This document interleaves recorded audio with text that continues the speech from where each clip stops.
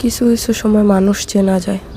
আসসালামু আলাইকুম, সবাই কেমন আছেন? আশা করছি সবাই ভালো আছেন। আপনাদের দোয়া ও ভালোবাসায় আমিও ভালো আছি। আজকে রান্না করব গরুর মাংস। আজকে একটু গ্যাস ছিল বিকাল দিকে, তো আমি গরুর মাংস আনছিলাম। আইনা কাটাকাটি করতে করতে গ্যাস চলে গেছে। তো যাই হোক, আসেন রান্না করা যাক। আমি পেঁয়াজ ভাইজা নিতেছি। পেঁয়াজ একটু বেশি করেই দিছি আমি।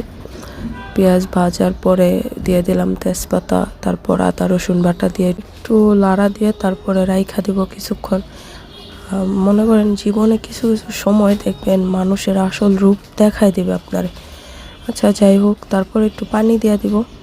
পানি দেওয়া একটু সামান্য পানি দেওয়া, তারপরে লবণ, হলুদের গুঁড়া, মরিচের গুঁড়া, গরুর মাংসর মশলা দিয়ে কিছুক্ষণ কষায় নিব। জাল কমাই দিয়ে আমি কষাই নিই সবসময়। তরকারি রান্নার সময় আমি কষানোটা সুন্দরভাবে কষাই নিই। আপনার কষানো যত বেশি সময় নেওয়া কষানো হবে, কষানো যত সুন্দর হবে তরকারিও ততটাই সুন্দর হবে। তো আমি অনেকক্ষণ কষাই নিছি। কষায় নেওয়ার পরে আমি দিয়া দিব মাংসগুলা। মাংস দিয়া কিছুক্ষণ লাড়া দেওয়ার পরে আমি পানি দিব অনেক পরে, কারণ আমার কষানিতে আমার মাংসটা সবসময় সিদ্ধ হয়ে যায়। আমি মাংস রান্নার সময় আমি কষানোতেই সিদ্ধ করে ফেলি।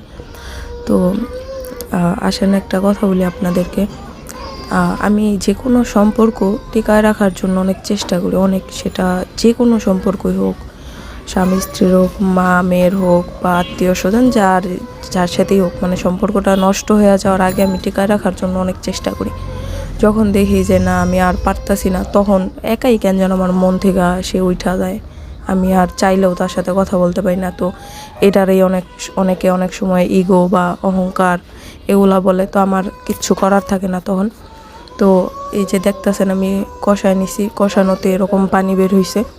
তারপর আমি আলু দিয়ে দিছি একটু, কারণ আমি আলু ছাড়া খাইতে পারবো না। আর আমার মনে করেন আজকে কয়েকদিন যাবত এত পরিমাণ জ্বর ঠান্ডা, যা বলার বাহিরে, প্রচুর পরিমাণ জ্বর ঠান্ডা। এই সময়টাই কেমন যেন সবার ঘরে ঘরে জ্বর। তো আমি এই যে নামাই